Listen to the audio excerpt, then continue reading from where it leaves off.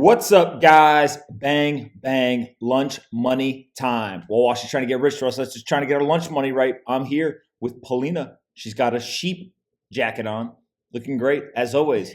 Don't forget, lunch money is now sponsored by BlockFi. BlockFi has 3 products. You can buy and sell crypto. You can use a crypto deposit to take out a US dollar loan against your crypto collateral, or you can use my favorite product. I'm an investor in the company. I sit on the board and I use the product. I got paid yesterday. Yep, me. I got paid interest on my Bitcoin because I used their interest-bearing account. Isn't it we got paid yesterday?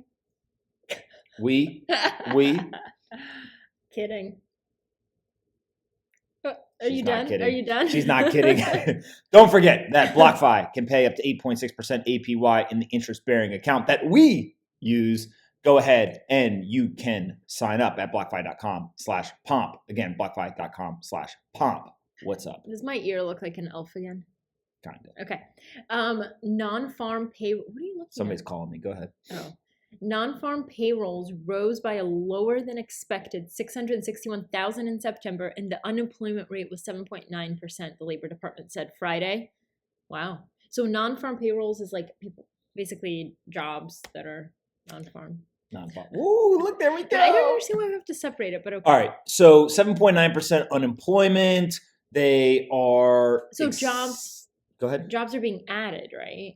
Well, they're claiming that there's monthly job growth, about 661,000. My guess is that this 7.9% is still being manipulated low in terms of how they're officially counting the numbers. My guess is that we're on an unofficial standpoint up over 10% unemployment still, but we'll see. It says we're losing momentum in terms of adding jobs every month. It was lower this month than it was in August. Well, it's 7.9%, I think, if you don't include the farm, and then if you include that, it's 8.2% in September. Yeah, because 8.2% I think is the official number that they're coming out with. All right. Well, the We'll decline in the unemployment rate came along with a 0.3 percentage point drop in the labor force participation rate to 61.4%. All right. Well, things aren't looking great. But the bottom line. People are going back to work slowly but surely. The House passed a $2.2 trillion Democratic coronavirus stimulus plan on Thursday night, even as Democrats in the Trump administration struggled to strike a relief deal. So this means that if the House passed it and the Senate passed it, it's going to get passed? Why are you not talking? I know you don't want me to talk about it, but we got to talk about it. What? Trump got the virus. Well, that was going to be my joke. Well, not like a joke, but you'll see. It's not a joke. Trump got the virus. That also means that now the stimulus package deal takes on a whole new level of gravity because you basically have a president who's got to go into quarantine. There's like 35 days, I think, until, or 33 days or something like that, 35 days until the election. So it changes the way that the campaign is done. It changes all sorts of things around the negotiation of the stimulus package. And right now, the Democratic bill includes reinstating the $600 per week of enhanced unemployment.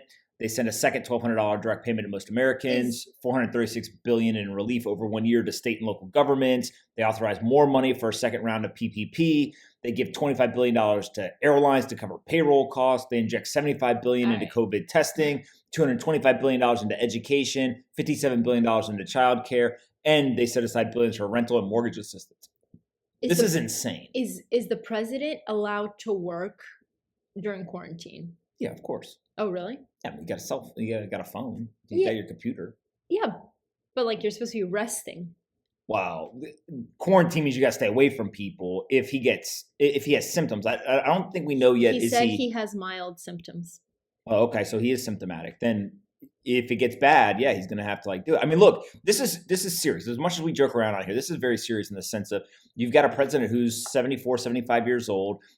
He is, by the kind of official standards, he's obese, right? And I'm not sure what sort of underlying health conditions he has, but if he has any, it's just kind of, this is the exact demographic that this virus is absolutely, wrecked. And so it's very sad. You always want to make sure that everyone, is safe.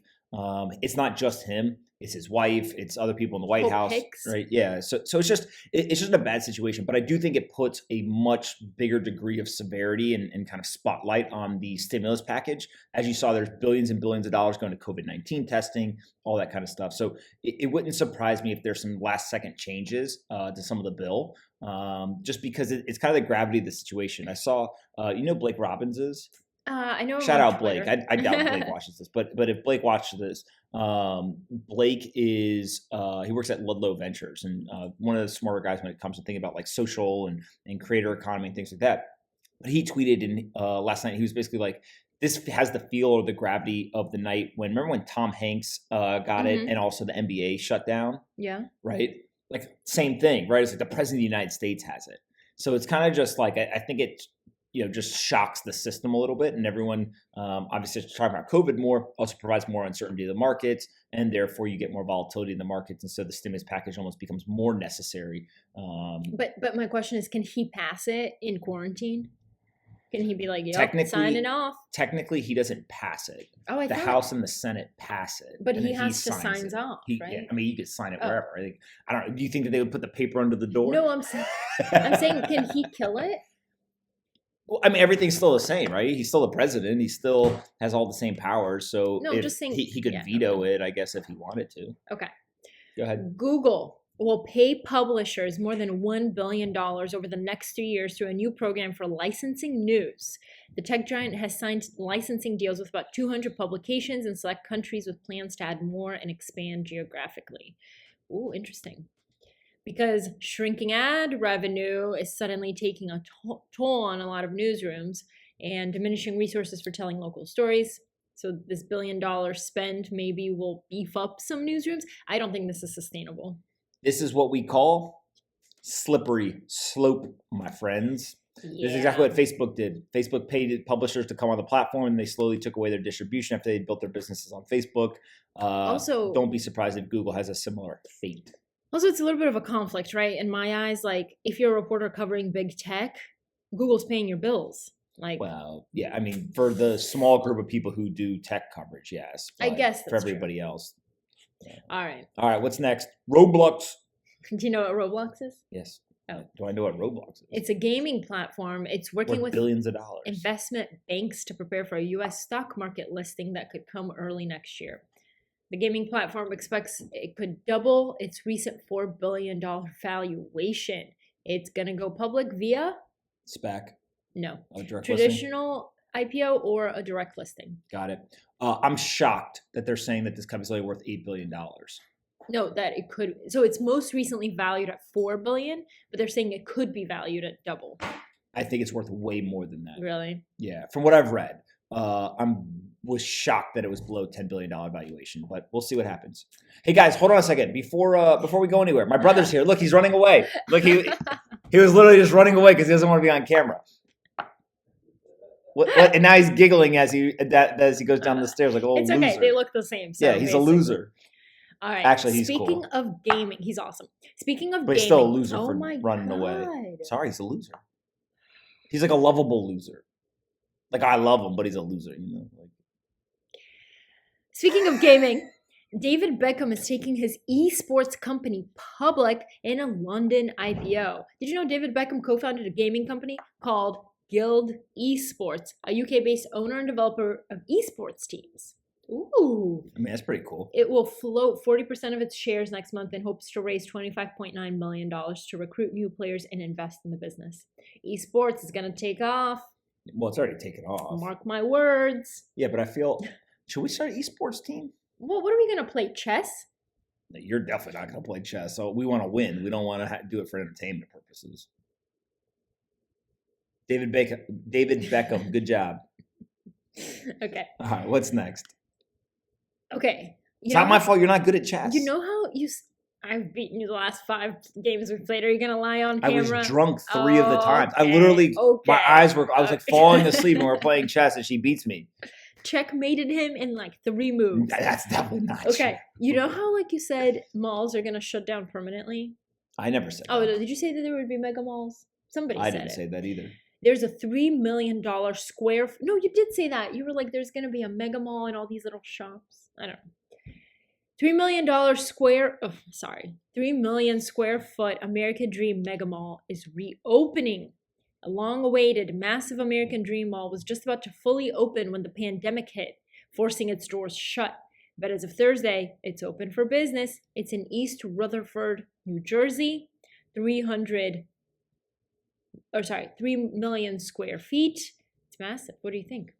There's an indoor. And people still need to shop. They're still going to go to the mall. I mean, look, if they have an Auntie Anne's, it's a good mall. If they don't have Auntie Anne's, it's a bad mall. It has a theme park. It's got theme park. It definitely has Auntie Anne's for sure. They're selling a lot of pretzels there. Indoor ski slope opening during the winter. No, I won't be going on that. They have a ski slope. They better have the pretzels. It has 40 water slides with the water park, roller coasters, rides. They got pretzels for sure. All right. Auntie Anne's is the best place at the mall. Everybody knows that. It doesn't say. Auntie Anne's is the best place at the mall. If you disagree, I don't care. You're wrong. Guys, the other day he made me take the subway for the first time just so he could get an Auntie Anne's in the subway system. Hey, you just know, you just sniff it. You just smell it. Right. It's like, well, woo! We did today's lunch money very fast. There is crack. Can I read you my joke? What you got? When Trump was asked if he handled COVID properly, he responded, "I'm positive." It's a little bit of a pun. It's a good one. We were doing jokes, not puns. Pun is a joke. It's all right. You got lucky on that joke.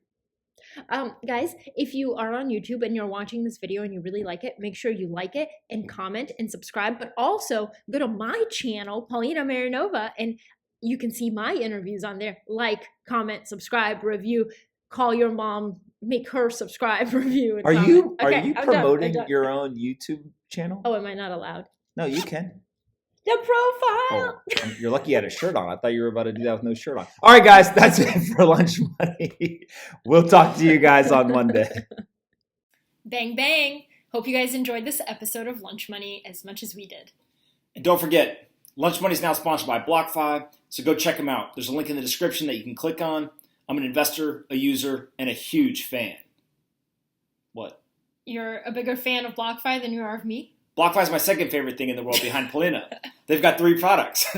They can give you a US dollar loan. You can earn up to 8.6% interest on an interest-bearing account, or you can buy and sell cryptocurrencies on their crypto exchange. I personally use the interest-bearing account. There's not very many places where you'll find up to 8.6% interest on a deposit in an interest-bearing account. Go do your own research. There's risk associated, but 8.6% is pretty compelling. So click on the link in the description. Say thanks to the folks at BlockFi. Subscribe to our channel. Like the video. Annoy Polina in the comments. And we'll see you guys tomorrow. And be kind to your friends.